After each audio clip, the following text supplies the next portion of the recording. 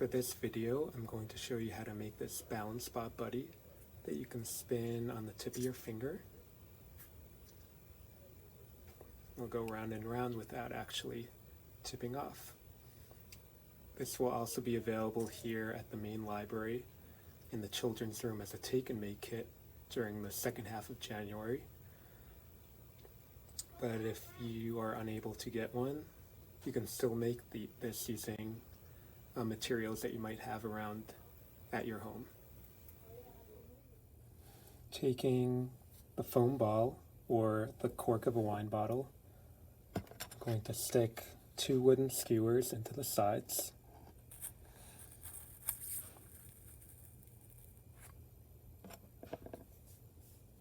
And the second one I'm going to stick in so that the skewers are going to be angled downward.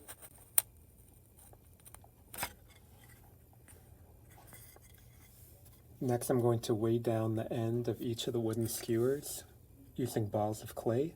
That way, my balance spot will have a low center of gravity.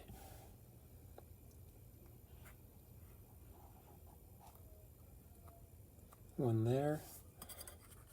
Flipping around to the other side with a second ball of clay.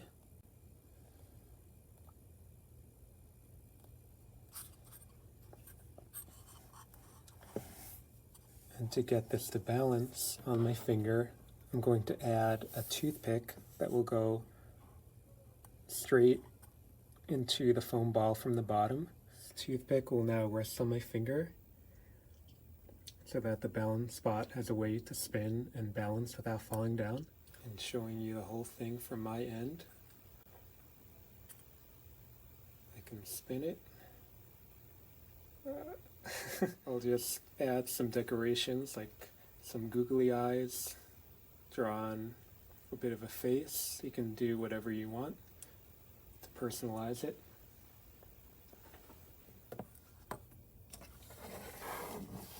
I have some googly eyes here that I'm going to put on with a hot glue gun.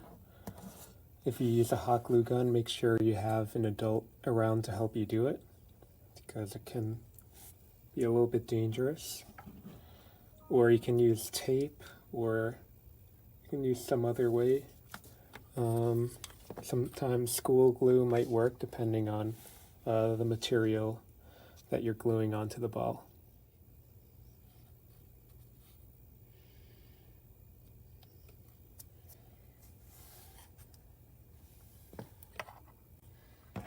And now I'm going to use a marker just to draw on a bit more of a face, some eyebrows, maybe a little robot smile.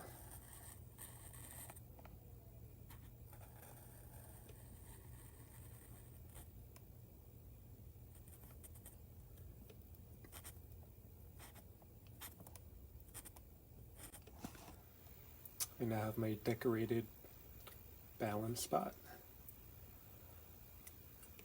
So now when I spin it around, look at all this hot glue. It will actually have a face on it, so it looks more fun.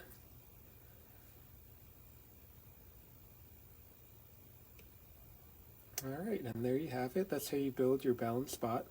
In the next part of the video, I'm going to explain how this low center of gravity, with the balls of clay weighing it down, help it to stay on my finger without falling off.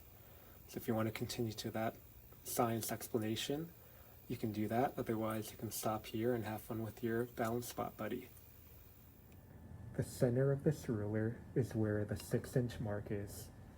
Since it's all made of the same material and is even, that's also where the center of gravity is. Half the weight is on the left and half is on the right. So it balances on my finger there. If I added extra weight to one side, I would have to move my finger under the new center of gravity toward where most of the weight is in order to keep the ruler balanced. In this example, the rectangle is another uniform object with a center of gravity in the middle.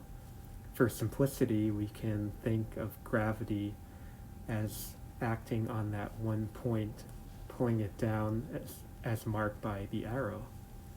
In the middle of the picture, the rectangle is starting to tip over, and the center of gravity is directly over just one point of the bottom. So it could potentially tip over if it were to be pushed more, or it could fall back upright if it were pushed back. Over on the right, the rectangle is pushed so far over that gravity is pulling the center of gravity down, and it's outside of the base. So the base is no longer able to support it, and the rectangle would just tip over.